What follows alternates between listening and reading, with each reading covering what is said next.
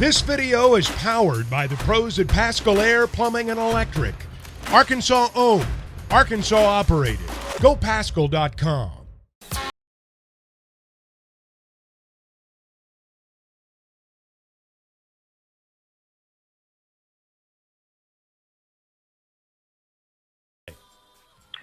Hey guys, what's happening? Today is the 80th birthday of Mick Jagger. That's why Matt Travis played the Stones on the way back there. Are you a Stones guy? Certainly appreciated them growing up. I'm not a guy. I don't like to have music. I don't like to be told you're supposed to like something. So growing up, the Beatles were fine, but I wasn't crazy about them. And the same about the Stones. I don't want to be told everybody likes this, you got to like it, and then hear it 50 times a day, right? That's my only problem. That's like Pearl Jam. They're like, hey, you got to like Pearl Jam. I'm like, nobody likes Pearl Jam. You know what I'm saying? That's a good one. No, that's true. Big Ten Media Day started today. I have yet to go back and watch any of it, but I know for Coach Braun at Northwestern, it's got to be as awkward as it gets. And then tomorrow we'll get to hear from Jim Harbaugh, and I wonder if he gets a single football question, because it's got to be about this 4-game suspension that apparently he and his attorney have negotiated with the NCAA.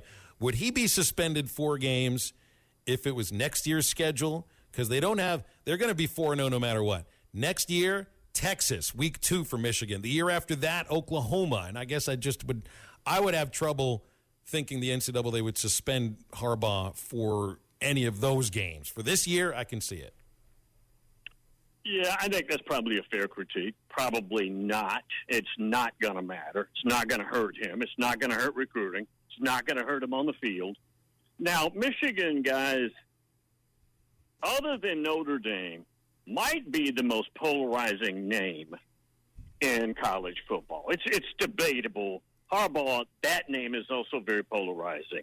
So that part, all the haters, and they have lots, will be out in force over this. Basically, he lied about a cheeseburger and about meetings during COVID. I'll get over it, right? I don't really care. And here's another thing. I've preached and I've proselytized to my audience for centuries. Don't get mad when an NCAA case doesn't mimic another one. Case history has nothing to do with NCAA rulings. Never has, never will. And all these people outraged over, well, this team got that, and look, they only did. Guys, that's been going on for 100 years. Matt Jones wasn't born this stuff was going on. They never used somebody's case history that looks like another team's now history and say you get the same thing. That's never been the case. Yeah, I was thinking about that Ohio State 6 when they had those players and they're like, yeah, we'll suspend y'all next year, and then they still played in the bowl game. You never know what they're going to do. You really never know what the NCAA is going to do. It's not consistent, and all this kind of stuff now wouldn't even be a problem anyways. Find somebody a cheeseburger or money or whatever. Now, this happened prior. This happened during the COVID shutdown. Frankly, guys, I don't want to get political. I know that's probably not good, but I applaud them for having people in COVID.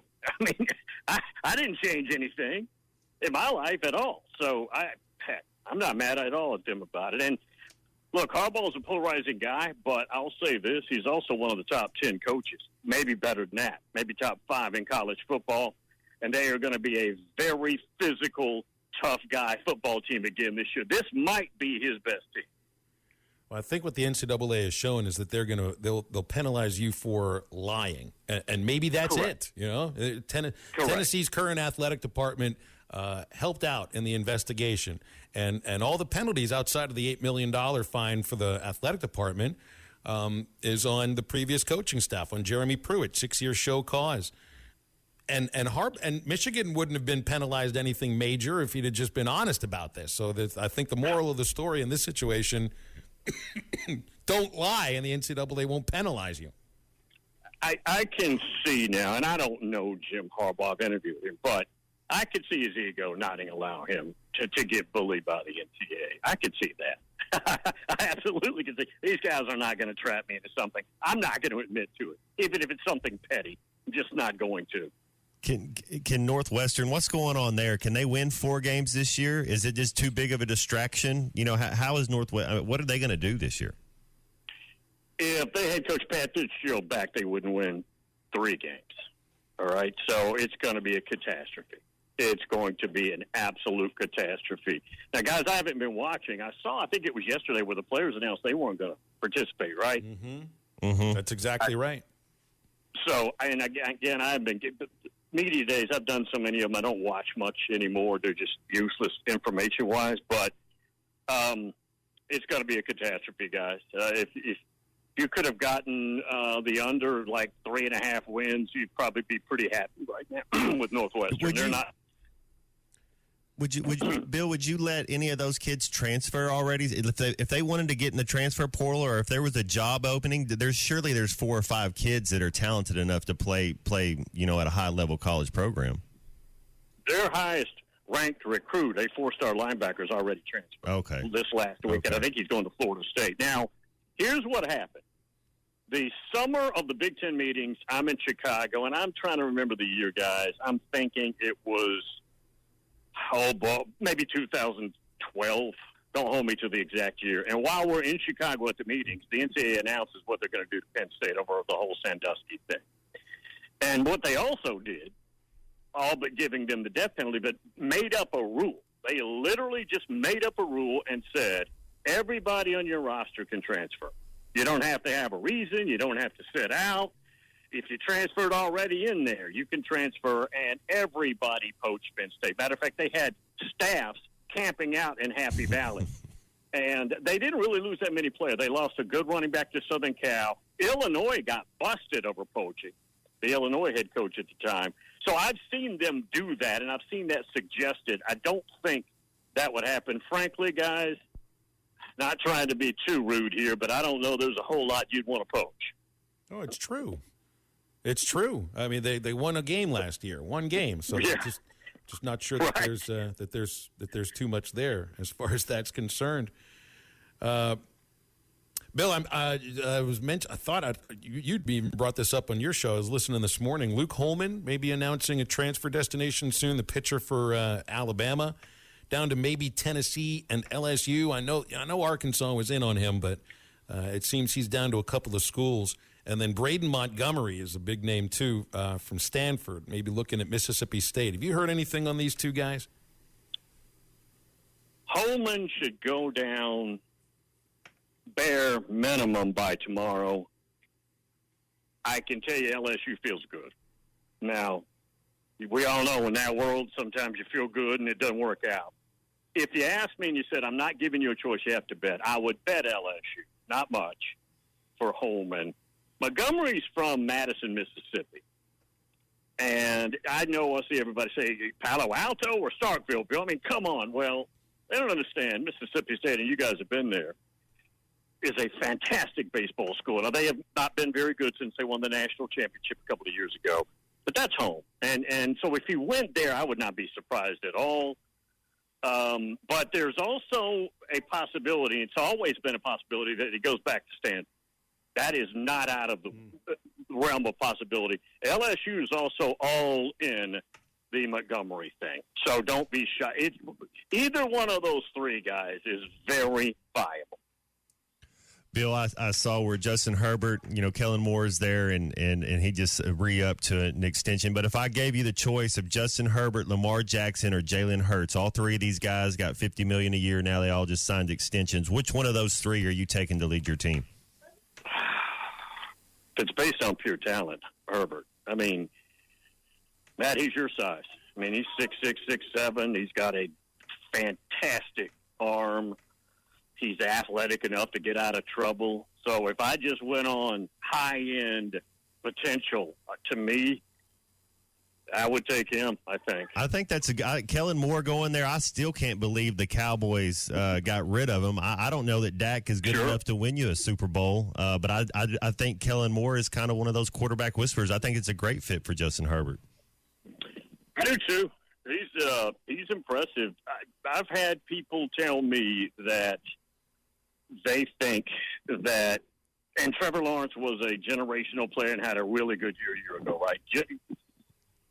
Trevor Lawrence is the most generational quarterback we've had come out of high school in, God knows, decades. Oh, he's probably. talented, yeah. Out of Georgia. I've had scouts tell me they think that Herbert's a better talent. Now they might not have said it 3 years ago in college, but as of right now, they think his upside is better. Either one of those kids. I mean, you're sure. right. Either one of those kids. How good is Riley? Klubnik at Clemson now. He's taking over, and it feels like their ability to get back to prominence. Not like they weren't any prominent last year, just not as good as they had been. You need Klubnik to not be Trevor Lawrence, but be better than Uiagalelei was. How good is Cade Klubnik? To be determined. Now, I'm not saying that as a skeptic. 5-star, a lot of talent, was pretty good last year. The worst thing that happened to him last year is they're at Notre Dame, and DJ Uiagalelei was struggling, and they put Klubnik in on like the 5-yard line with his back on the goal line with Notre Dame. And I thought, you're going to wipe this kid out. You're going to kill him mentally. And I don't guess it did. He hung in there, but that was a hard baptism that he probably didn't deserve. Anyways, I think the potential is really good there. Now, is he Deshaun Watson, who's generational? Is he Trevor Lawrence? No, he's not in that category. But he could be a good quarterback. I think he's probably a little overrated in the star system. He was a big-time 5-star. I don't know if I believe that. And you got to remember, Lincoln Riley's brother is now there coordinating the offense, which is a good idea. I think a good hire. I know Ryan Day at Media Days today talking about his quarterback situation is not settled, so you got a battle in the month of August. Kyle McCord and Devin Brown will be battling to lead the Buckeyes. The feeling is that you always have a great quarterback in Ohio State, and the last 10 years or so proves that. Which of these two do you see maybe coming out in the end, and how good can Ohio State be this year? Remember, Cardale Jones looked so good. Yeah.